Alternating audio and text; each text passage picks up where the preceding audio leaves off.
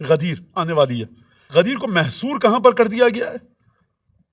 100 دفعہ یہ پڑھیے، 100 دفعہ یہ صلوات پڑھیے، وہ زیارت پڑھیے، بالکل پڑھیے. لیکن اگر آپ غدیر کی روایات کا مطالعہ کریں گے نا جا کر، تو معصومین چاہتے ہیں غدیر کے اندر مومنین کے درمیان ایک ولولہ ہو. اس محلے سے 5 مومنین ان کے گھر جائیں، وہ ادھر آئیں، یہاں پر اچھا کھانا، وہاں پر سوئیاں، بالکل وہ چیز.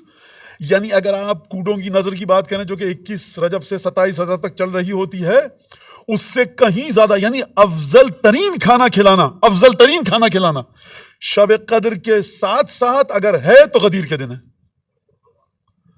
آپ اور ہم پھڑک رہے ہوتے ہیں مولانا کوئی ڈیٹ ہی نہیں مل رہی، 22 کو وہاں کنڈے، 23 کو وہاں، 24 کو وہاں، 25 کو وہاں، 26 کو وہاں، 27 کو وہاں، بڑا کھینچ تان کے نچوڑ کے ہم نے 28 کتنے ڈیٹ ہی کے کنڈے کر لیں. کس نے کہا تھا اپنے آپ کو ہلکان کیجئے؟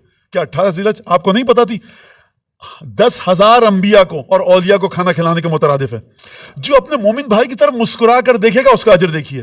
اچھے کپڑے پہنیے، ایک ولولہ سا ایجاد ہو.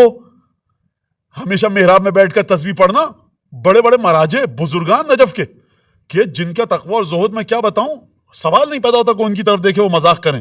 انتہائی سنجیدہ، ہمیشہ تفکر تدبر. غدیر کے دن لطیفے سناتے تھے، ہنساتے تھے. کہا سرکار یہ کیا؟ کہا آج کے دن حکم ہے، یہ وہ مستحب ہے جس سے بڑھ کر کوئی مستحب نہیں ہے. مومنین کو مسکراہٹ عطا کرنا، خوش کرنا. کھانا کھلا رہے ہیں، دسترخوان لگا ہوا ہے، لہٰذا یہ آپ نے در کے کواڑ بند کر لیے، 100 دفعہ وہ تسبیح، یہ زیارت. سرکار ولولہ ایجاد ہو، ادھر سے ادھر جائیں لوگ، ادھر سے ادھر آئیں.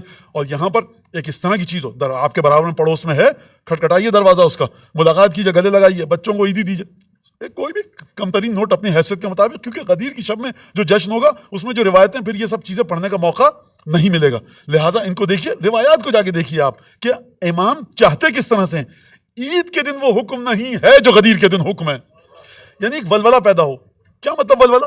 جس طرح سے آپ شب عاشور نکلتے ہیں، کہتے ہیں گھر میں مولانا بیٹھا نہیں جاتا، وہ غم کی کیفیت ہوتی ہے، یہاں خوشی کی کیفیت ہے.